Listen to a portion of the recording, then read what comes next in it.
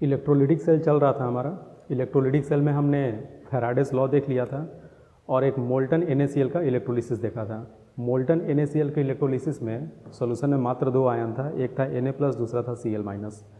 तो एक का ऑक्सीडेशन हुआ, दूसरे का रिडक्शन हुआ। अब हम वैसा केस देखने जा रहे हैं जिसमें सॉल्यूशन में एक से ज़्यादा आयन तो होगा और ऑक्सीडेशन का चांसेस भी मोर देन 1 आयन का होगा, चाहे रिडक्शन का चांसेस भी मोर देन 1 आयन चाहे रिएक्शन का होगा। तो यहाँ हमें पता करना होगा कि कौन सा रिएक्शन होगा और कौन सा रिएक्शन नहीं होगा। तो इसको और अच्छे से समझने के लिए एग्जांपल लेते हैं हम लोग। हेडिंग दो,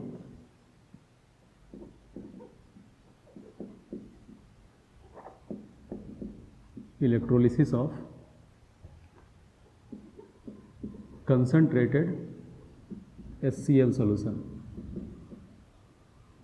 electrolysis of concentrated HCl solution, ये थोड़ा सा इंपॉर्टेंट एग्जांपल है। इसमें सबसे पहले इसको हम इसलिए ले रहे हैं, कंसंट्रेटेड HCl को लिए इसमें एक खास बात होती है जो ही पता चलेगा आप लोगों को। नॉर्मली हम उस रिएक्शन को कराते हैं जिसका इनॉट सेल ज़्यादा होता है, क्योंकि इनॉट सेल जितना ज़्यादा होगा डेल्टा G उतना कम होगा, डेल्टा G जितना कम होगा उतना ही रिएक्शन स्पॉन्टेनियस होगा। तो अगर कंसंट्रेशन HCl की बात करें तो हमारे सॉल्यूशन में H+ होगा, Cl- होगा और वाटर भी होगा। पिछला केस जो हमारा मोल्टन NaCl का था उसमें वाटर नहीं था। अभी राइट नाउ सॉल्यूशन में H+ भी है, Cl- भी है और H2O भी है। ये प्लस हो गया, माइनस हो गया, ये पॉजिटिव इलेक्ट्रोड, ये नेगेटिव इलेक्ट्रोड। पॉजिटिव इलेक्ट्रोड को हम बोलते हैं एनोड और हमने रॉड लिया है प्लैटिनम का, ठीक है। जो नेगेटिव इलेक्ट्रोड है वो भी प्लैटिनम का ही है और इलेक्ट्रोलिटिक सेल में नेगेटिव इलेक्ट्रोड को हम कैथोड बोलते हैं। यहाँ तक बात आगे समझ में बच्चों। अब देखिए रिएक्शन क्या होगा। अगर हम एनोड की बात करें तो एनोड पे ऑक्सीडेशन होगा। तो ऑक्सीडेशन किसका किसका हो सकता है? एक तो Cl- का ऑक्सीडेशन हो सकता है। Cl- का अगर ऑक्सीडेशन कराओगे तो Cl- चला जाएगा Cl2 में, हाफ Cl2 बैलेंस कर दिया हमने, यहाँ पे एक इलेक्ट्रॉन आया। अब अगर इस रिएक्शन का तुम इनॉट सेल लिखोगे तो ये हो जाएगा -1.36 वोल्ट। समझ गया? अब देखिए ये तो ऑक्सीडेशन हुआ, पिछले क्लास में भी दिखाया था इसको, क्लोरीन का ऑक्सीडेशन वाले रिएक्शन को, और तुमको बोला गया था कि इस डेटा को याद रखना इंपॉर्टेंट होता है। अब इस रिएक्शन में पानी का भी ऑक्सीडेशन हो सकता है। अब इस रिएक्शन में पानी का भी ऑक्सीडेशन हो सकता है। पानी का ऑक्सीडेशन कराओ, H2O। H2O के बारे में पता होगा रेडॉक्स टाइट्रेशन में कि H2O या तो H2 में जा सकता है, नहीं तो O2 में जा सकता है। अगर ये O2 में जा रहा है तो -2 से बड़ा होकर 0 हो गया। तो जब भी पानी का ऑक्सीडेशन कराना हो आपको तो ऑक्सीजन में भेजना, और जब भी पानी का रिडक्शन कराना हो उसको तुम हाइड्रोजन में भेजना। हमेशा याद रखना, जब पानी का रिडक्शन कराना हो तो H2O को H2 में भेजोगे, और जब पानी का ऑक्सीडेशन कराना हो तब तुम H2O को O2 में भेजोगे, ठीक है। तो यहाँ पे एनोड पे ऑक्सीडेशन होना है तो हम H2O को O2 में भेजेंगे। अगर H2O को तुम O2 में भेजे हो तो यहाँ पे सवाल एक आता है कि हम इसको किस मीडियम में बैलेंस करें। तो जब भी ये सोचो कि किस मीडियम में बैलेंस करें, ऐसे सोचना H2O को पहले डिसोसिएट करा दो H+ और OH- में। H2O को पहले हमने डिसोसिएट करा दिया H+ और OH- में, बस दिमाग में रखो। H2O को हमने डिसोसिएट करा दिया H+ और OH- में। अब H+ और OH- में से बताओ कौन सा आयन जो है वो O2 में गया होगा। तो तुम्हारा रिप्लाई हुआ कि OH- गया होगा। H2O पहले टूट गया H+ और OH- में, उसके बाद OH- जो है वो कन्वर्ट हो गया O2 में। तो OH- अगर O2 में कन्वर्ट हुआ तो OH- खत्म होगा। OH- जैसे जैसे खत्म होगा तो सॉल्यूशन में बढ़ता कौन जाएगा? H2O H+ और OH- में टूटा और OH- कंज्यूम हो रहा है, यानी कि H+ बड़ा हो जाएगा, H+ का मात्रा ज़्यादा हो जाएगा, तो सॉल्यूशन हमारा एसिडिक हो जाएगा, एसिडिक नेचर का हो जाएगा। तो यही रीज़न है कि H2O को जब भी हम O2 में कन्वर्ट कराते हैं इसको एसिडिक मीडियम में बैलेंस कराना है, क्योंकि H+ का अमाउंट जो है बढ़ता जाएगा OH- के कंपैरिजन में। OH- जो है वो O2 में कन्वर्ट हो रहा है। तो अगर तुम इसको एसिडिक मीडियम में बैलेंस कराओगे, यहाँ 2 ऑक्सीजन है, 2 से मल्टीप्लाई कर दिया, ठीक है, ऑक्सीजन बैलेंस हो गया। हाइड्रोजन यहाँ पे 4 आया तो यहाँ हमने लिखा 4H+ लिखे हो तो यहाँ पे 4 इलेक्ट्रॉन भी होगा। अब ये जो रिएक्शन है, इस रिएक्शन का बहुत ही इंपॉर्टेंट रिएक्शन है ये, पानी के ऑक्सीडेशन का। याद रखना इस चीज़ को, इस रिएक्शन को भी याद रखना। और इसका इनॉट सेल जो होता है वो -1.23 वोल्ट के बराबर होता है। तो एनोड का काम हो गया बच्चों। अब देखो, अब हम आते हैं कैथोड पे। कैथोड पे क्या होगा? कैथोड पे रिडक्शन होगा। अब रिडक्शन H2O का भी हो सकता है H2 में, और साथ में H+ का भी हो सकता है H2 में। लेकिन जब तुम H2O का H2 में कराओगे तो पहले तुम H2O को H+ और OH- में तोड़ोगे, तब ना H+ जो है वो H2 में जाएगा। तो जब सोल्यूशन में पहले से H+ मौजूद है तो H2O टूट कर H2 में थोड़े ना जाएगा, उससे पहले यही हमारा रेड्यूस कर जाएगा। ये याद रखना इस चीज़ को, जब पहले से ये आयन मौजूद है और H2O ब्रेक कर कर ये आयन देगा, उसके बाद रिडक्शन होगा, तो उतना घटना घटने से पहले ये H+ ही रेड्यूस होना शुरू कर देगा। ठीक है, वैसे भी H2O अगर H2 में जा रहा है तो यहाँ भी घटना वही हो रहा है, +1 0 में जा रहा है, तो हम क्यों ना सीधे H+ को ही भेज देते हैं हाइड्रोजन में। हाफ H2 यहाँ पे आ गया 1 इलेक्ट्रॉन। और इस रिएक्शन का इनोड सेल तो आपको बहुत पहले से पता है, ये 0.0 वोल्ट होता है, ये रेफरेंस सेल होता है। ठीक है, अब ये हो गया बच्चों। अब देखिए, अब एक बात बताओ, कैथोड पे तो बस यही रिएक्शन हो रहा है, तो कैथोड पे तो कोई दिक्कत नहीं, लेकिन एनोड पे 2 रिएक्शन का चांसेस है। अब मेरा सवाल ये है कि अगर तुम यहाँ से पोटेंशियल दोगे तो कौन सा रिएक्शन पहले होगा या कौन सा रिएक्शन होना शुरू होगा। ठीक है, तो डेटा देखकर तुम ये कमेंट करोगे कि सर क्लोरीन के ऑक्सीडेशन वाला -1.36 है जो कि छोटा है, और -1.23 बड़ा है, तो ये होना चाहिए कायदे से। ठीक है, लेकिन हम बोले तो कुछ देर पहले कि ऐसा होता है हर केस में, लेकिन ये थोड़ा सा खास है। इसमें देखो क्या हो रहा है ना, हम कंसनट्रेटेड HCl का सोल्यूशन लिए हैं, कंसनट्रेटेड। अब कंसनट्रेटेड सोल्यूशन लेने की वजह से Cl- बहुत ज़्यादा अमाउंट में हो गया है। ठीक है, पहली बात। दूसरी बात, तुम नोटिस करो कि इन दोनों पोटेंशियल में कोई खास ज़्यादा का डिफरेंस नहीं है ना। यहाँ पे अगर तुम देखोगे तो ये पहला टर्म तो सेम ही है, तो 0.13 का डिफरेंस है, 0.13 वोल्ट का डिफरेंस है, जो कि बहुत ज़्यादा का डिफरेंस नहीं होता है, इतना तो ओवर वोल्टेज ही हो जाएगा। तो रियलिटी में होता क्या है कि जब इन दोनों रिएक्शन को तुम कराते हो तो इस केस को छोड़कर बच्चों सारे केसेस में याद रखो, इस केस को छोड़कर जितना भी एग्जाम्पल लेंगे उसमें वही रिएक्शन होगा जिसका इनोड सेल बड़ा होगा, बस इस वाले को छोड़कर। ठीक है, उसका रीज़न फिर से हम दे रहे हैं, उसका रीज़न ये होता है कि जब पानी का ऑक्सीडेशन होता है तो उस केस में ओवर वोल्टेज बहुत ज़्यादा हो जाता है। यही रीज़न है कि इसका इनोड सेल बड़ा होने के बावजूद ये रिएक्शन पहले नहीं होता है, पहले क्लोरीन वाला हो जाता है। ठीक है, एक तो ये समझने का तरीका हुआ, एक और तरीका समझाते हैं। सपोज करो ये मान लो कि हमारा नीचे का रिएक्शन नहीं हो रहा है। एक बार की मान लो कि तुम्हारा एम है कि मान लो तुमको बोला गया कि भले ही O2 बन सकता है, O2 का डिपोजिशन हो सकता है नोड पे, लेकिन तुम्हारा एम है, तुम्हारा मकसद है, तुमको लक्ष्य दिया गया है कि क्लोरीन को तुमको डिपोजिट कराना है। तो हाइपोथेटिकली मान लो कि हम क्लोरीन को डिपोजिशन करा रहे हैं, एनी हाउ कुछ करके हम क्लोरीन को डिपोजिशन करा रहे हैं। हम वास्तव में ये पता करना चाह रहे हैं कि क्लोरीन के डिपॉजिट होने का कंडीशन क्या क्या होना चाहिए। तो अगर यहाँ पे क्लोरीन डिपॉजिट होगा और कैथोड पे हाइड्रोजन डिपॉजिट होगा, तो जब तुम ओवरऑल सेल रिएक्शन लिखोगे तो हम पहले से मान लिए हैं कि हमारा जो आउटकम है उसमें क्लोरीन डिपॉजिट होगा, तो एनोड पे ये रिएक्शन लेकर चलेंगे, कैथोड पे ये रिएक्शन। जब इन दोनों को ऐड करोगे तो 1 इलेक्ट्रॉन से 1 इलेक्ट्रॉन कट गया, तो रिजल्ट आ जाएगा H+ जोड़ Cl- बराबर half H2 plus half Cl2। और इस रिएक्शन का इनोड सेल अगर लिखोगे तो ये 0.0 वोल्ट और ये -1.36, ये दोनों ऐड हो जाएगा। ठीक है बच्चों, अब एक काम करो, इस रिएक्शन का ई सेल लिखो जरा। तो ई सेल बराबर आएगा इनोड सेल -0.0591 डिवाइडेड बाई कितना इलेक्ट्रॉन कटा था, 1 लॉग इस रिएक्शन का रिएक्शन कोसेंट, यानी क्या, पार्शियल प्रेशर ऑफ H2 का power half, partial pressure of Cl2 का power half divided by concentration of H+ ion and concentration of Cl-। याद रखना, इलेक्ट्रोकेमिस्ट्री में हमेशा QPC लिखते हैं। QPC का मतलब ये होता है कि अगर गैस है तो पार्शियल प्रेशर लिखो, और अगर आयन है तो उसका कंसंट्रेशन इस्तेमाल करो। ठीक है, अब एक बात बताओ, हमारा एम ये है कि ये रिएक्शन हो जाए। ये रिएक्शन तब होगा जब इस रिएक्शन का सेल पोटेंशियल इस नीचे वाले से बड़ा हो जाए।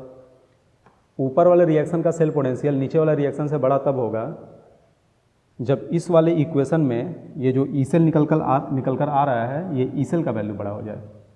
और ये ई सेल का वैल्यू बड़ा कब होगा, सोचो जरा। अगर तुम कंसनट्रेटेड HCl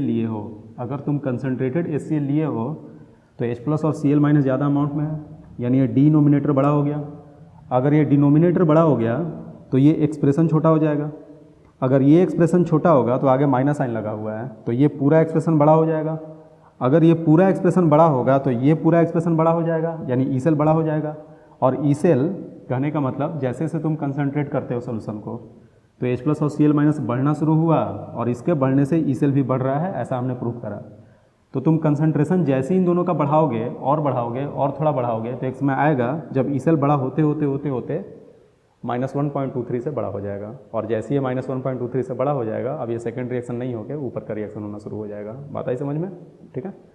अगर तुम इस रिएक्शन को कराते हो और उसका इक्वेशन लिखोगे तो भी तुम ये पाओगे कि H+ के बड़ा होने पे इसका इनवर्ट सेल और छोटा होना शुरू हो जाता है। ठीक है। तो तुम जितना कंसनट्रेटेड सोल्यूशन लोगे, और अच्छी बात है, कंसनट्रेटेड सोल्यूशन लोगे तो ये इनवर्ट सेल बड़ा होगा, बड़ा होते ही बहुत कम का डिफरेंस है तो इसको तुरंत क्रॉस कर जाएगा, और इसको जब क्रॉस कर जाएगा तो जिस रिएक्शन का सेल पोटेंशियल ज़्यादा होता है वो स्पॉन्टेनियस के करीब होता है। नॉन स्पॉन्टेनियस भी अगर होगा तो बाहर से बैटरी लगाने पे वो पहले स्पॉन्टेनियस हो जाएगा। यही रीज़न है कि जब भी तुमको कंसनट्रेटेड HCl देगा, हमेशा ऑलवेज तुम एनोड पे क्लोरीन का डिपोजिशन कराना है। याद रखना है इस चीज़ को, बहुत इंपॉर्टेंट पॉइंट है। केवल HCl लिखेगा तो भी इसी का कराना, क्योंकि डिफरेंस कोई खास ज़्यादा का नहीं है, और इस वाले केस में ओवर वोल्टेज कुछ ज़्यादा ही होता है। ठीक है। अगर डाइल्यूट HCl लिख दिया तो उस केस में तुम ऑक्सीजन का डिपोजिशन करा सकते हो। ठीक है। लेकिन अगर डाइल्यूट नहीं लिखा, कंसनट्रेटेड लिखा, चाहे केवल HCl लिखा, तो हमेशा क्लोरीन का डिपोजिशन कराना। तो ये आ गया समझ में आपको? ठीक है। लास्ट में एक लाइन लिख देना, for every mole of electron transfer, ध्यान दो, एक इलेक्ट्रॉन कटा था। For every mole of electron transfer, ठीक है, एवरी मोल चाहे 1 फैराड भी बोल सकते हो। हम नोटिस कर रहे हैं half mole of H2 will deposit at cathode and half mole of Cl2 will deposit at anode. ठीक है।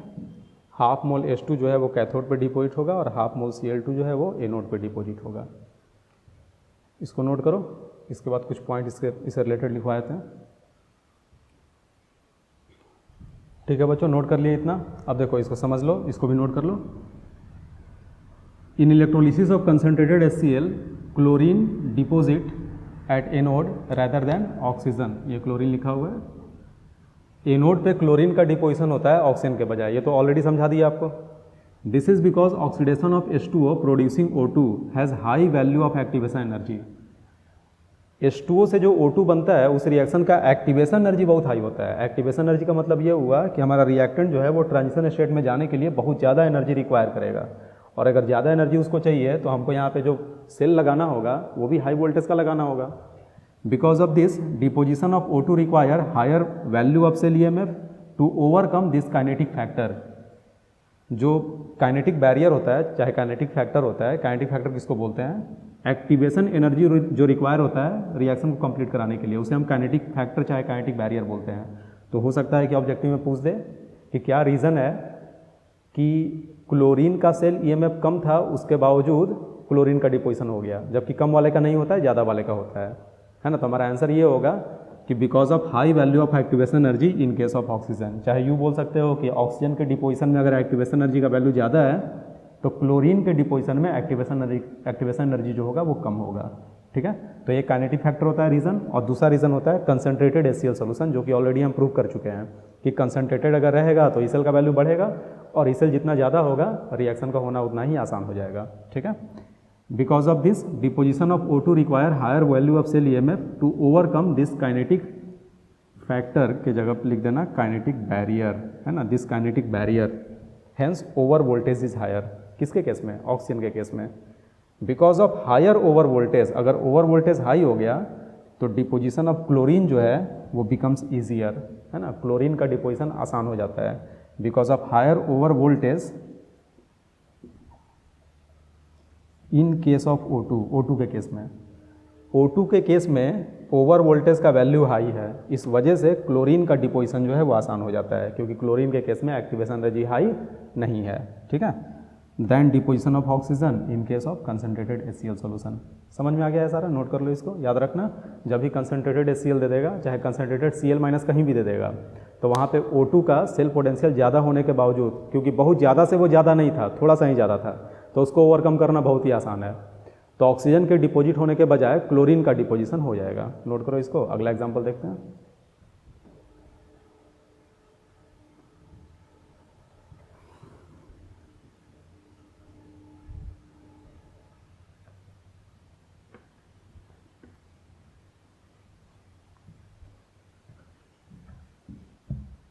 देखो बच्चों, अगला हम देख रहे हैं electrolysis of concentrated NaCl solution. अब NaCl सॉल्यूशन में Na प्लस होगा, यहाँ पे एक Na प्लस होगा, एक Cl माइनस होगा और H2O होगा। बाकी इलेक्ट्रोड तो वही है, हम लोग जानबूझकर इनर्ट इलेक्ट्रोड ले रहे हैं प्लैटिनम का, ताकि वो रिएक्शन में भाग ना ले। अब बताइए ए नोड पे क्या होगा। तो ए नोड पे फिर से ऑक्सीडेशन होगा। ऑक्सीडेशन यहाँ भी या तो क्लोरीन का हो सकता है, चाहे H2O का हो सकता है, लेकिन हमने ऑलरेडी प्रूव कर दिया कि जब कंसनट्रेटेड होगा सोल्यूशन तो H2O का ऑक्सीडेशन नहीं होकर क्लोरीन का होगा। तो फिर H2O को फिर से लिखने की कोई ज़रूरत नहीं है, हम डायरेक्ट क्लोरीन की बात करेंगे। Cl माइनस Cl2 में गया यहाँ पे एक इलेक्ट्रॉन और इस रिएक्शन का E0 सेल हो जाएगा -1.36 वोल्ट। सही है। कैथोड पे देखो, अब तो हाइड्रोजन है ही नहीं, H प्लस नहीं है, पानी है, वाटर है और एक Na प्लस है। तो Na प्लस का रिडक्शन करा दो। Na प्लस चला गया सोडियम में। पिछले क्लास में भी लिखे थे हम इसको मोल्टन NaCl वाले में, याद करो क्या था इसका E0 सेल, -2.71 वोल्ट। और किसका रिडक्शन होगा? तो वाटर का रिडक्शन होगा। तो वाटर का रिडक्शन किस में होगा? अभी कुछ देर पहले बताए थे H2 में। वाटर जब ऑक्सीडाइज होता है तो O2 में, और उसको एसिडिक मीडियम बैलेंस करते हैं। वाटर जब रिड्यूस होगा तो H2 में। तो कौन H2 में जाएगा? तो H प्लस जाएगा। तो H प्लस खत्म होगा तो OH माइनस बढ़ेगा, यानी इसको बेसिक मीडियम बैलेंस करेंगे। बेसिक मीडियम बैलेंस किया जाए, तरीका सिखाएं आप लोग को रेडॉक्स टाइट्रेशन में। एक ऑक्सीजन ज़्यादा है तो जितना ऑक्सीजन ज़्यादा है उसी साइड उतना ही पानी ऐड कर दो। तो एक पानी अगर ऐड करोगे तो 2 हो जाएगा, क्योंकि एक वाटर आपने ऐड किया है तो उसका डबल यानी 2 OH माइनस इस साइड ऐड करो। ठीक है, 2 नेगेटिव चार्ज आया, यहाँ 2 इलेक्ट्रॉन आएगा। चेक कर लोगे इसको, है ना, ये ऑलरेडी बैलेंस्ड होगा। ठीक है, याद भी कर लेना इसको। अगर रेडॉक्स टाइट्रेशन नहीं पढ़े हो तब इस रिएक्शन को डायरेक्ट याद कर लेना। वैसे अगर रेडॉक्स पढ़ोगे तो इसको बैलेंस करना कुछ खास मुश्किल नहीं होता है। तो इसका E0 सेल, वैसे कुछ देर में हम आप लोग को ऑक्सीडेशन और रिडक्शन पानी का दिखाएंगे, तो वहाँ पे ये रिएक्शन जो है डेराइव होकर भी आ जाएगा। ठीक है, तो नहीं पढ़े हो अगर रेडॉक्स टाइट्रेशन तो फिर कुछ देर वेट कर लो, और नहीं तो समझ में आ गया होगा। E0 सेल, इस रिएक्शन का E0 सेल का रेंज हम लिख रहे हैं, ये होता है -8274 वोल्ट से लेके 0.0 वोल्ट तक, है ना। ई सेल का, E0 सेल का नहीं, ई सेल का। किसी भी कंडीशन में, चाहे कोई भी कंडीशन हो, इस रिएक्शन का सेल पोटेंशियल इसी रेंज में वैरी करता है। तो तुम नोटिस करो, सोडियम के रिडक्शन का पोटेंशियल -2.71 है और ये -0.8 है। तो इसके कंपैरिजन में ये वैल्यू बहुत ही हाई है। पिछले केस में O2 का डिपोजिशन, क्लोरीन का डिपोजिशन में जो डिफरेंस था वो 0 पॉइंट समथिंग का था, वो भी 0.1 के लगभग था, जो कि बहुत ही छोटा डिफरेंस है। ये बहुत अच्छा खासा डिफरेंस है। तो तुम कितना भी कैसा भी सोल्यूशन ले लो, तुम इसको ओवरकम नहीं कर सकते हो। तो बोले थे पहले भी आपको कि उस एग्जाम्पल को छोड़कर जितना भी एग्जाम्पल आगे आएगा उसमें तुम उसी रिएक्शन को कराना जिसमें सेल पोटेंशियल हाई हो। यानी कि इस वाले केस में ये रिएक्शन कैथोड पे नहीं होगा, बल्कि ये वाला रिएक्शन होगा। चाहे यूँ बोलो कि पहले ये वाला रिएक्शन होगा, और जब पानी खत्म हो जाएगा तब इसके होने का चांसेस बनता है, लेकिन पानी खत्म होने के बाद सोल्यूशन ही खत्म हो जाएगा, और अगर सोल्यूशन खत्म हो गया तो फिर आगे भी इसका डिपोजिशन नहीं हो पाएगा। आप दोनों को ऐड कर दो। ऐड करोगे तो ओवरऑल सेल रिएक्शन डायरेक्ट लिख रहा है, यहाँ मल्टीप्लाई कर दो 2 से, तो 2 इलेक्ट्रॉन कैंसिल हो गया। तो रिजल्ट आ जाएगा 2Cl माइनस जो 2H2O इज इक्वल टू 2 से मल्टीप्लाई कर दिए Cl2, ये हो गया H2 प्लस 2OH माइनस, और इसका E0 सेल ऐड होकर आ जाएगा। तो ये रिएक्शन आपका आया। अब देखिए हम क्या नोटिस कर रहे हैं कि जब 2 इलेक्ट्रॉन का ट्रांसफ़र होता है तो 2 क्लोराइड आयन 2 हाइड्रोक्साइड आयन में कन्वर्ट हो रहा है, यानी सॉल्यूशन में OH माइनस का मात्रा बढ़ता जाएगा। और भले ही ये सॉल्यूशन पहले से न्यूट्रल था, क्योंकि NaCl का सॉल्यूशन न्यूट्रल होता है, लेकिन इलेक्ट्रोलिसिस की वजह से सॉल्यूशन का नेचर बेसिक हो जाएगा, क्योंकि इसमें बेस बढ़ता जा रहा है। इसको ऐसे भी लिख सकते हो और करके, दोनों side 2 Na plus ion add कर दो। तो अगर 2 Na प्लस आयन ऐड करोगे तो ये क्या बन जाएगा? अगर हम दोनों साइड सेम चीज़ ऐड कर दें तो कोई फ़र्क नहीं पड़ने वाला है। तो हम क्या कर रहे हैं, इधर भी 2 Na प्लस ऐड कर रहे हैं और इधर भी 2 Na प्लस ऐड कर रहे हैं। ठीक है, उससे रिएक्शन के नेचर पे कोई फ़र्क नहीं पड़ेगा। तो जब ऐड करोगे तो ये हो गया 2 NaCl plus 2H2O is equal to Cl2 + H2 + 2 NaOH आ गया। तो देखो क्या हो रहा है, 2 मोल NaCl 2 मोल NaOH में कन्वर्ट हो रहा है। एक और बात, 2 इलेक्ट्रॉन कटा है तो एन फैक्टर क्या होगा, एन फैक्टर का बेसिक डेफिनेशन होता है इलेक्ट्रॉन ट्रांसफर्ड पर मॉलिक्यूल। तो इस रिएक्शन के होने में 2 इलेक्ट्रॉन का ट्रांसफर हुआ है और NaCl का 2 मॉलिक्यूल इन्वॉल्व हुआ है, तो इसका एन फैक्टर क्या होगा, 2 मॉलिक्यूल के करेस्पॉन्डिंग 2 इलेक्ट्रॉन का ट्रांसफर। तो एक मॉलिक्यूल के करेस्पॉन्डिंग 2/2 1 का, यानी NaCl का एन फैक्टर यहाँ 1 हो गया। सोडियम हाइड्रोक्साइड का भी एन फैक्टर निकालोगे तो ये भी 1 के बराबर आएगा, क्योंकि 2/2 1 के बराबर आ गया। ठीक है, क्लोरीन और H2 का तो निकालना बहुत आसान है, क्योंकि ये रेडॉक्स में पार्टिसिपेट कर रहा है, क्योंकि ये NaCl जो था उसमें सोडियम वाला जो पार्ट है वो रेडॉक्स में पार्टिसिपेट नहीं कर रहा था। तो यही रीज़न है कि हम लोगों को इलेक्ट्रॉन से निकालना पड़ गया। याद रखना इसको, NaCl के इलेक्ट्रोलिसिस में एनोड पे क्लोरीन डिपॉजिट होगा, कैथोड पे हाइड्रोजन डिपॉजिट होगा, और NaCl और NaOH का एन फैक्टर जो है वो 1 के बराबर होगा। ठीक है, डन हो गया। ये भी नोट कर लो इसको भी लास्ट में, इसके ये पूरा लिखने के बाद नीचे में नोट कर लेना, for every 2 mole of electron transfer. यहाँ 2 मोल, 2 इलेक्ट्रॉन ट्रांसफर हो रहा है, मोल में बात करें तो 2 मोल लिखेंगे। 2 मोल ऑफ इलेक्ट्रॉन ट्रांसफर और 2 फैराड ऑफ चार्ज ट्रांसफर। ठीक है, क्या हो रहा है, 1 mole chlorine 1 mole Cl2 will deposit at anode and 1 mole H2 will deposit at cathode। ठीक है, इसके अलावा ये भी लिख लो, n factor of NaCl and NaOH are 1 in this case. इस केस में इन दोनों का एन फैक्टर 1 है। ठीक है, दूसरा पॉइंट। तीसरा पॉइंट लिख लो। तीसरा पॉइंट क्या हो गया, जैसे जैसे इलेक्ट्रोलिसिस होगा वैसे वैसे सोल्यूशन में OH माइनस का मात्रा बढ़ रहा है, सोल्यूशन बेसिक होता जाएगा, और सोल्यूशन अगर बेसिक होगा तो उसका pH जो है बढ़ता चला जाएगा। ठीक है, with electrolysis solution becomes basic and its pH increases। ठीक है बच्चों, नोट कर लेना है सारा पॉइंट, पहले ये पूरा नोट कर लो, उसके बाद ये पॉइंट्स नोट कर लेना। With electrolysis solution becomes basic and it's pH increases. ठीक है, नोट करो, पॉज करके नोट कर लेना इसको। हम मिटाते हैं, मिटाकर अगला केस देख रहे हैं।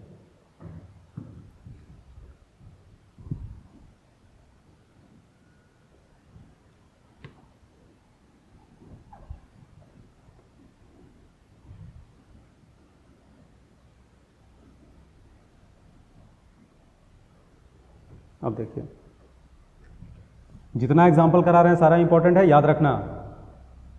अगला एग्जाम्पल ले रहे हैं इलेक्ट्रोलिसिस ऑफ H2SO4 सोल्यूशन। ठीक है, अगर H2SO4 सोल्यूशन ले लें तो इस बार सोल्यूशन में क्या क्या होगा बताओ, पहले तुम लोग सोच के रखो फिर मैच कराना। H2SO4 यानी एक तो सोल्यूशन में H+ होगा, एक सल्फेट आयन होगा और एक H2O होगा। यहाँ पे क्या क्या होता है, अगर एनोड की बात करें तो ऑक्सीडेशन होगा, तो एक ऑक्सीडेशन तो पानी का होगा, ऑलरेडी देख चुके हो। H2O जो है किस में जाता है, H2O ऑक्सीडाइज होकर O2 में जाएगा। हमने इसको एसिडिक मीडियम बैलेंस किया था, 2 कर दिया हमने। हाइड्रोजन के लिए 4H+ और यहाँ लिखा 4 इलेक्ट्रॉन। इसका इनोड सेल अब तक याद हो गया होगा, इसका इनोड सेल था -1.23 वोल्ट। और किसका ऑक्सीडेशन हो सकता है, तो सल्फेट आयन का भी ऑक्सीडेशन हो सकता है, याद रखना इसको भी। सल्फेट आयन का जब भी ऑक्सीडेशन होगा तो ये चला जाता है, सीधे इसको डबल कर देना। रटने का तरीका, इसको डबल कर दो, H2O8 इसको डबल कर दो, चार्ज सेम रखना, ये रटने का तरीका है।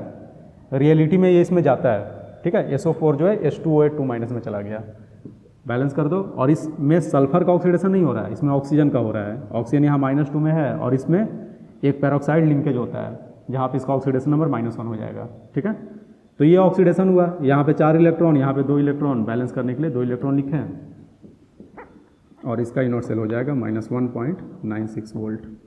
ठीक है, अब बात करते हैं कैथोड की। कैथोड पे क्या होगा? तो कैथोड पे रिडक्शन होगा। रिडक्शन किसका होगा? H2O का H2 में, उसके बजाय हम H+ का H2 में करेंगे। तो H+ को भेज दो H2 में, H+ चला गया H2 में, 2H+ और यहाँ पे आ गया 2 इलेक्ट्रॉन। इसका इनवर्ट सेल अगर लिखोगे तो 0.0 वोल्ट आएगा। ठीक है, अब बताइए इन दोनों में कौन सा रिएक्शन होगा? बताए थे हम कि जो हाई रहता है वो होता है, बस HCl वाला केस जो था वहाँ पे दिमाग लगाना था, बाकी सब में सेम चीज़ होगा। H2O यहाँ पे हाई है -1.23, H2O जब ऑक्सीडाइज कर रहा है तो -1.23, सल्फेट जब ऑक्सीडाइज कर रहा है तो -1.96, तो ये छोटा है, -1.23 बड़ा है इसके कंपैरिजन में, तो ये वाला रिएक्शन होगा, ये वाला रिएक्शन नहीं होगा। नेट रिएक्शन क्या आएगा? ऐड कर दो। ठीक है, तो यहाँ पे 4 इलेक्ट्रॉन है, तो 4 करने के लिए हम इसको मल्टीप्लाई कर दिए 2 से, 2 × 2 4 हो गया। रिजल्ट क्या आया? 2H2O, 4H+ बच्चों, और ये 4H+ कैंसिल हो जाएगा। 2 × H2 यानी ये हो गया 2H2 और यहाँ पे आ गया 2। ये आपका नेट रिएक्शन हुआ। इसका मतलब ये हुआ कि जैसे जैसे इलेक्ट्रोलिसिस होगा वैसे वैसे पानी खत्म हो रहा है। H2SO4 के मोल पे कोई फर्क नहीं पड़ेगा, H2SO4 जस का तस है। वाटर जो है वो इलेक्ट्रोलाइज हो रहा है हाइड्रोजन और ऑक्सीजन में, तो तुमको ऐसा लग रहा होगा कि H2SO4 पे कोई फर्क नहीं पड़ा तो सोल्यूशन का pH चेंज नहीं करेगा, तो गलत लग रहा है, क्योंकि pH जो है वो कंसंट्रेशन पे डिपेंड करता है, और कंसंट्रेशन बराबर होता है मोल बटा वॉल्यूम। तो H2SO4 का अगर इलेक्ट्रोलिसिस नहीं हो रहा है तो उसका मोल जस का तस रहेगा, लेकिन पानी के इलेक्ट्रोलिसिस होने से वॉल्यूम तो घटेगा ना, और अगर वॉल्यूम घटेगा तो कंसंट्रेशन बढ़ जाएगा, और कंसंट्रेशन बढ़ेगा एसिड का तो pH हमारा घटेगा, सोल्यूशन मोर एसिडिक होता जाएगा। ठीक है, तो यहाँ पे हम लिख सकते हैं with electrolysis moles of H2SO4 does not change. H2SO4 का मोल यहाँ पे चेंज नहीं करता है। ठीक है, moles of H2SO4 does not change, but because water consumes in the reaction, है ना, क्योंकि वाटर कंज्यूम कर रहा रिएक्शन में, hence concentration of H2SO4 will increase। H2SO4 का कंसंट्रेशन जो है वो बढ़ेगा, और अगर H2SO4 का कंसंट्रेशन बढ़ेगा तो सोल्यूशन जो है, solution will become more acidic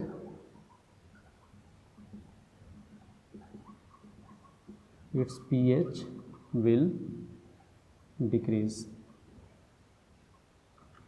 ठीक है, पॉज करके इसको भी नोट कर लो, इसके बाद हम लोग अगला केस देखेंगे।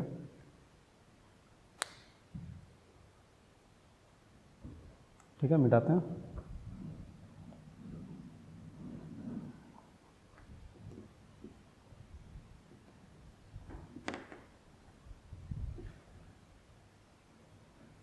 देखो बच्चों, अब हम केस ले रहे हैं electrolysis of copper sulphate solution with inert electrodes. Inert electrode का मतलब ये हुआ, ऑलरेडी जो हम केस देख रहे हैं प्लैटिनम का इलेक्ट्रोड, और इस बार सोल्यूशन में Cu2+ आ गया, कॉपर 2+ भी सोल्यूशन में आ गया। तो अब क्या होगा? अगर हम एनोड की बात करें तो एनोड पे ऑक्सीडेशन होगा, तो ऑक्सीडेशन किसका किसका होगा? एक तो सल्फेट का होगा, यही वाला, चाहे H2O का होगा। Cu2+ का तो रिडक्शन होगा, इसका तो ऑक्सीडेशन हो नहीं सकता है, यानी कि एनोड पे रिएक्शन कोई चेंज होने वाला नहीं है। एक H2O का ऑक्सीडेशन होगा, एक सल्फेट का होगा, तो ये दोनों होगा, और इसमें से इसका इनोड सेल कम है तो ये रिएक्शन नहीं होगा, H2O का हो जाएगा। ठीक है, कैथोड पे क्या होगा? कैथोड पे रिडक्शन होगा, तो एक तो पानी का रिडक्शन हो सकता है, अब H2O का अभी कुछ देर पहले दिखाए थे, H2O जब हाइड्रोजन में जाता है तो इसको हम बेसिक मीडियम बैलेंस करते हैं। कैसे? यहाँ 2 कर दिया हमने, ऑक्सीजन को जितना ऑक्सीजन था उतना ही H2O ऐड कर दिया, और उसका डबल 2OH- और यहाँ पे हो गया 2 इलेक्ट्रॉन, बैलेंस हो गया। इसका इनोड सेल हमने देखा था -0.8274 से 0.0 वोल्ट। अगर अब तुम Cu2+ का रिडक्शन कराते हो, Cu2+ भी है यहाँ पे, अगर Cu2+ रिड्यूस करेगा तो ये चला जाएगा कॉपर में, अगर Cu2+ कॉपर में चला गया तो गैल्वेनिक सेल में इसका इनोड सेल आपने देखा था 0.34 वोल्ट, ये तो पॉजिटिव हो गया। तो पॉजिटिव हो गया तो ये रिएक्शन तो पहले से स्पॉन्टेनियस है, इसको तो स्पॉन्टेनियस करने की भी ज़रूरत नहीं है। डायरेक्ट भी देखो, ये नेगेटिव में आ रहा है, नेगेटिव रेंज में जा रहा है और ये पॉजिटिव है, तो ऑब्वियसली ये वाला बड़ा है, तो ये रिएक्शन होगा, ये ऊपर वाला रिएक्शन नहीं होगा। तो यहाँ पे अगर नेट रिएक्शन लिखोगे, ऐड कर दो, यहाँ 4 इलेक्ट्रॉन है और यहाँ 2 है, तो 2 से मल्टीप्लाई कर दो तो 4 कट गया, रिजल्ट आया 2Cu2+ plus 2H2O is equal to copper plus O2 plus 4H+। ठीक है, ये हमारा नेट रिएक्शन हो गया, है ना। Cu2+ जो है वो कॉपर में जा रहा है, तो इसका भी इनफैक्टर 2 होगा, इसका भी इनफैक्टर 2 होगा। तो ये हमने देखा। इम्पॉर्टेंट ये नहीं है, इसका अगला एग्जाम्पल और ये दोनों मिलकर इम्पॉर्टेंट हो जाता है। हमने ये एग्जाम्पल किया कॉपर सल्फेट का जब हमारे पास इलेक्ट्रोड्स इनर्ट है। अगला केस हम देखेंगे, सेम चीज़ का हम इलेक्ट्रोलिसिस कराएंगे कॉपर सल्फेट का ही, लेकिन इस बार इनर्ट इलेक्ट्रोड नहीं बल्कि कॉपर का इलेक्ट्रोड ले लेंगे। तो उस केस में हमारा इलेक्ट्रोड जो है वो भी रिएक्शन में पार्टिसिपेट करेगा। ठीक है, तो इसको नोट करो पॉज करके, उसके बाद अगला केस हम लोग देखते हैं। ठीक है, मिटाते हैं। देखो अब हम लोग क्या कर रहे हैं, देखो इसी में अपडेट करते हैं। Electrolysis of copper sulphate solution with copper electrodes, ये बहुत इंपॉर्टेंट है बच्चों, समझना इसको अच्छे से। अब देखिए, ये जो रॉड है प्लैटिनम का नहीं है, ये कॉपर का है, और ये जो रॉड है ये भी कॉपर का है। दोनों का दोनों रॉड जो है हमारा कॉपर का है। ठीक है, तो अब क्या होगा कि अगर तुम एनोड की बात करो तो एनोड पे ऑक्सीडेशन एक तो वाटर का हो सकता था, जो कि हमने लिख दिया था, एक सल्फेट का हो सकता है, इसको भी हमने लिख दिया है। लेकिन अब एक और पॉसिबिलिटी आ गई, अब ये भी हो सकता है कि जो एनोड का कॉपर है, ये वाला जो कॉपर है, ये ऑक्सीडाइज होकर Cu2+ में कन्वर्ट हो जाए। यानी कि कॉपर जो कि हमारा एनोड है वो भी चला जा सकता है Cu2+ में, तो ये भी ऑक्सीडेशन में चला आएगा। और इसके ऑक्सीडेशन का इनोड सेल होता है ना, देखो Cu2+ के रिडक्शन का है 0.34, तो इसी का रिएक्शन उल्टा है ये, तो ये हो जाएगा -0.34 वोल्ट। अब देखो बच्चों क्या हुआ, अब हमारे पास तीन पॉसिबिलिटी है एनोड पे। अब हमारे पास एनोड पे 3 पॉसिबिलिटी है, कॉपर का भी ऑक्सीडेशन हो सकता है, पानी का भी हो सकता है, सल्फेट का भी हो सकता है। और तीनों में सबसे बड़ा वैल्यू कौन सा है, -1.96, -1.23, -0.34, सबसे बड़ा ये रहा। तो अब ये रिएक्शन हो जाएगा, ये दोनों रिएक्शन नहीं होगा। ठीक है, कैथोड पे कुछ चेंज नहीं हुआ, कैथोड पे एक तो पानी का रिडक्शन होगा और एक Cu2+ जो सोल्यूशन में है, सोल्यूशन में जो Cu2+ है वो रिड्यूस होकर कॉपर में चला जाएगा, और रिडक्शन कहाँ पे होता है, कैथोड पे, तो ये कैथोड पे जाके जमा हो जाएगा। ठीक है, तो ये ऑलरेडी हम लोग देख चुके थे, इसका रेंज ये रहा, ये 0.34 वोल्ट, तो ये नीचे वाला रिएक्शन होगा। यहाँ पे इंटरेस्टिंग केस ये होता है, जब तुम नेट रिएक्शन लिखोगे तो देखो हो क्या रहा है, एनोड पे कॉपर का ऑक्सीडेशन हो रहा है, कैथोड पे कॉपर का रिडक्शन हो रहा है। ठीक है, मल्टीप्लाई करने की जरूरत नहीं है, यहाँ भी 2 इलेक्ट्रॉन, यहाँ भी 2 इलेक्ट्रॉन। एनोड पे कॉपर का ऑक्सीडेशन हो रहा है और कैथोड पे कॉपर का रिडक्शन हो रहा है। अगर दोनों को ऐड करोगे तो यहाँ वाला कॉपर, ये वाला कॉपर, ये कॉपर यहाँ आ गया, तो ये कौन सा कॉपर है, ये तो ये वाला रॉड है, एनोड वाला कॉपर है, ये एनोड हो गया। और ये देखो Cu2+, ये Cu2+, ये Cu2+, ये दोनों का दोनों Cu2+ जो है ये सोल्यूशन का Cu2+ है, तो ये दोनों एक दूसरे से कैंसिल हो जाएगा, इलेक्ट्रॉन भी कैंसिल हो जाएगा, तो LHS में और कोई नहीं आया और RHS में फिर से एक कॉपर आया। और ये कौन सा कॉपर है, ये कैथोड का कॉपर है, तो प्रोडक्ट में कॉपर आया और ये है कैथोड का, और इस रिएक्शन का इनोड सेल आ गया 0.34 -0.34 यानी 0.0 वोल्ट। कहने का मतलब इसको स्पॉन्टेनियस करना बहुत आसान है, थोड़ा सा भी अगर वोल्टेज दे दोगे तो ये ओवरऑल पॉजिटिव हो जाएगा और ये रिएक्शन स्पॉन्टेनियस हो जाएगा। तो इसमें घटना क्या घट रही है बच्चों, एनोड का जो कॉपर है वो कैथोड पे जा रहा है सीधे सीधे। डिटेल में अगर देखें तो एनोड का कॉपर सोल्यूशन में जा रहा है पहले, और जितना एनोड का कॉपर सोल्यूशन में जा रहा है, सोल्यूशन से उतना ही कॉपर कैथोड पे जा रहा है। बात आई समझ में? ठीक है, तो देखो हो क्या रहा है, ओवरऑल ये एनोड का जो रॉड है, यहाँ से कॉपर जो है पहले सोल्यूशन में कूद रहा है Cu2+ बना के, और सोल्यूशन का जो Cu2+ है वो यहाँ कैथोड पे जमा हो रहा है। तो इस प्रोसेस को हम इस्तेमाल करते हैं इलेक्ट्रो रिफाइनिंग में, है ना, मेटल वगैरह को प्योर करने में इस्तेमाल करते हैं। प्योर करने का तरीका क्या होता है कि एनोड पे तुम इम्प्योर कॉपर ले लो और कैथोड पे प्योर कॉपर ले लो। बात आ रही है समझ में? तो एनोड का जो कॉपर होगा वो यहाँ से नीचे उतरेगा और यहाँ से कॉपर इस पर जमा हो जाएगा। तो धीरे धीरे धीरे धीरे एनोड का सारा कॉपर नीचे सोल्यूशन में चला जाएगा और एग्जैक्ट उतने ही अमाउंट में कॉपर जो है इस पर जमा भी हो जाएगा। ठीक है, तो जो भी यहाँ पे इम्प्योर कॉपर था उसके इक्वल मास यहाँ कैथोड पे आपको मिल जाएगा। ठीक है, जो गंदगी यहाँ पे बच जाती है, चाहे जो गंदगी यहाँ एनोड से नीचे भी गिर गया, उसे हम बोलते हैं एनोड मड। एनोड मड बोलते हैं, ये सब लिखवाएंगे सारा पॉइंट हम। तो हम इस प्रक्रिया को किसमें इस्तेमाल करते हैं? इलेक्ट्रो रिफाइनिंग में, मेटल को प्योर करने में। दूसरा किसमें इस्तेमाल करते हैं? इलेक्ट्रोप्लेटिंग में। इलेक्ट्रोप्लेटिंग क्या होता है? इलेक्ट्रोप्लेटिंग होता है किसी दूसरे मेटल पे किसी दूसरे मेटल का लेयर चढ़ाना। तो अगर मान लो यहाँ पे कैथोड नहीं होके कोई दूसरा मेटल होता, मान लो प्लैटिनम होता, और तुम यहाँ से कॉपर को नीचे किए और कॉपर इसके ऊपर जमा हो गया, इट मीन्स कि प्लैटिनम के ऊपर में कॉपर का एक लेयर जमा हो जाएगा। इसी घटना को हम इलेक्ट्रोप्लेटिंग बोलते हैं। ठीक है, और एक बात बताओ, क्या इस इलेक्ट्रोलिसिस की वजह से हमारे इस सोल्यूशन के कंसंट्रेशन पर कोई फर्क पड़ेगा? तो हमारा आंसर होगा कोई फर्क नहीं पड़ेगा, क्योंकि जितना यहाँ से नीचे आ रहा है उतना ही यहाँ से ऊपर जा रहा है। ठीक है, तो नीचे लिख देना concentration of Cu2+ in the solution will not change. Solution में Cu2+ का जो कंसंट्रेशन है वो चेंज होने वाला नहीं है। ठीक है, ओवरऑल रिएक्शन क्या हो रहा है? In overall reaction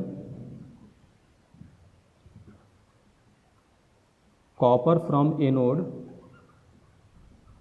will transfer to cathode. Anode का कॉपर जो है वो कैथोड पे ये ट्रांसफर हो जाएगा। धीरे धीरे एनोड जो है वो पतला होता जाएगा, कैथोड जो है वो मोटा होता चला जाएगा। ठीक है, इसको नोट करो, और भी कुछ पॉइंट्स इसमें लिखवाना है, नोट करो इसको। लिख लिए होगे बच्चों? अब देखो कुछ पॉइंट्स और लिखो। This method is used in purification of metals called electro refining. इस मेथड को हम बोलते हैं इलेक्ट्रो रिफाइनिंग। और इलेक्ट्रो रिफाइनिंग में करते क्या है? Impure metal is taken as anode. याद रखना, इम्प्योर मेटल को हम एनोड पे लेंगे। Pure metal is taken as cathode. Pure metal को कैथोड पे लेंगे। होगा क्या?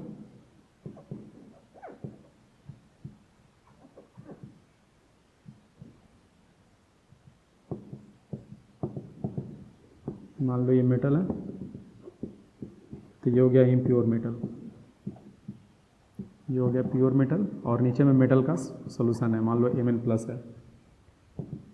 ये एनोड हो गया और ये कैथोड हो गया।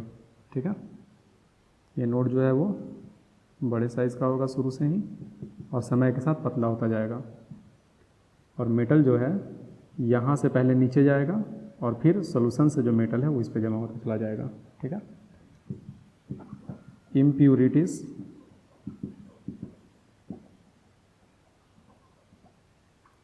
remaining at anode are called anode mud। सही है बच्चों? अगला लिखो इसी में, this method is also used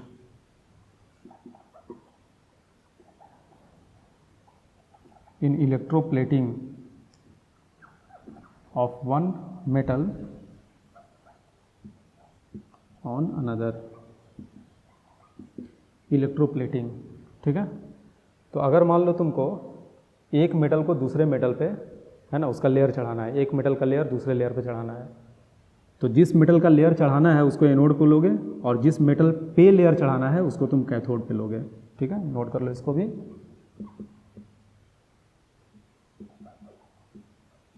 the metal on which layer has to be deposited is taken as cathode। जिस पे लेयर चढ़ाना होता है उसको हम कैथोड की जगह पे लेते हैं। ठीक है, and the metal whose layer is to be deposited, और जिसका लेयर चढ़ाना होता है ना, जिसका लेयर चढ़ता है उसे हम लेते हैं इज टेकन एज एनोड। जिसका लेयर चढ़ाना है उसको एनोड पे लेंगे, जिस पे चढ़ाना है वो कैथोड पे लेंगे। ठीक है, आई होप कि आप लोगों को समझ में आ गया होगा। और एक इंपॉर्टेंट पॉइंट क्या बताएं कि इस घटना में अगर तुम एक्टिव इलेक्ट्रोड लेते हो, ये एक्टिव इलेक्ट्रोड होता है, रिएक्शन में पार्टिसिपेट कर रहा है तो ये एक्टिव इलेक्ट्रोड है। अगर तुम एक्टिव इलेक्ट्रोड लेते हो और उसी मेटल का नीचे में सॉल्यूशन लेते हो तो इलेक्ट्रोलिसिस की वजह से सॉल्यूशन में जो आयन है उसके कंसंट्रेशन पे कोई फ़र्क नहीं पड़ता है। ठीक है, नोट कर लो इसको।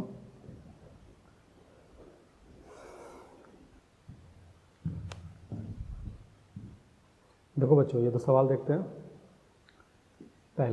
पहले में करा ए solution of NiNO3 hall twice, है ना, निकल का सॉल्ट है, is electrolysed between platinum electrodes. देखो इनर्ट इलेक्ट्रोड है, using A current of 5 ampere for 20 minutes, what mass of निकल is deposited at the cathode. Cathode पे निकल का क्या मास डिपोजिट होगा। तो यहाँ पे निकल का मास जो डिपोजिट होगा वो आपको निकालना है। तो एक तो इक्वेशन से चाहो तो निकाल सकते हो। सपोज करो कि हम लिख दें इक्वेलेंट ऑफ निकल बराबर इक्वेलेंट ऑफ चार्ज, जैसे हम लोग देखे थे पहले का जो सवाल हम लोग देखे थे फैराडेज लॉ से, बिल्कुल उसी तरह का क्वेश्चन हो गया। सपोज करो निकल का W ग्राम डिपोजिट हो, तो W ग्राम से मोल निकाल लो। तो निकल का जो मोलर मास होता है वो 59 होता है, मोल निकल गया, इनटू किस स्टेट में है, +2 में है, तो इसको हम 2 से मल्टीप्लाई कर दिया, इक्वलेंट आ गया। चार्ज का इक्वलेंट क्या होगा, 5 एम्पियर इंटू 20 मिनट, सेकंड में चेंज कर दो, कुलाम में आ गया चार्ज, और इसको डिवाइड कर दिया 96,500 से, ये भी इक्वलेंट आ गया। इसको सॉल्व करोगे तो W निकल के चला आएगा। दूसरा, अगर इक्वेट करके नहीं करना, डायरेक्ट करना है, तो डायरेक्ट ऐसे करो, 5 एम्पियर इंटू 20 इंटू 60, ये कुलाम में आ गया चार्ज, इसको हमने डिवाइड कर दिया 96,500 से, तो ये इक्वलेंट आ गया। तो जितना इक्वलेंट चार्ज का होगा उतना ही इक्वलेंट मेटल का होगा, यानी निकल का इक्वलेंट भी यही हो गया। अब ये अगर निकल का इक्वलेंट है तो मोल निकालने के लिए 2 से डिवाइड कर देंगे n फैक्टर से, तो निकल का मोल आ गया, और निकल का मोल आ गया तो मास निकालने के लिए 59 से मल्टीप्लाई कर दो, तो ये भी आंसर हो गया इस तरीके से। ठीक है, दूसरा देखो, इसमें कह रहा a current of 3.7 ampere is passed for 6 hours between nickel electrodes. इस बार इलेक्ट्रोड भी निकल का है और सोल्यूशन भी निकल का है। तो आपको इसमें पता है कि एनोड से निकल जो है सीधे कैथोड पे ट्रांसफर हो जाएगा। अभी तुरंत हम प्रूफ किए इस चीज़ को, क्योंकि जो नेट सेल पोटेंशियल आता है वो 0 आता है, तो ऐसे भी स्पॉन्टेनियस है। What will be the molarity of solution, क्या बताए थे कि सोल्यूशन के मोलैरिटी पे कोई फर्क नहीं पड़ता है। सोल्यूशन का मोलैरिटी पहले कितना था, 2 मोलर, है ना। तो अगर निकल इलेक्ट्रोड लेकर निकल का ही सोल्यूशन तुम लेते हो, निकल के आयन का अगर तुम सोल्यूशन लेते हो, तो सोल्यूशन के मोलैरिटी पे कोई फर्क पड़ने वाला नहीं है। तो पहले भी 2 मोलर था, बाद में भी 2 मोलर हो जाएगा। तो ये सिंपली कॉन्सेप्चुअल सवाल हो गया। ठीक है, नोट कर लो इसको।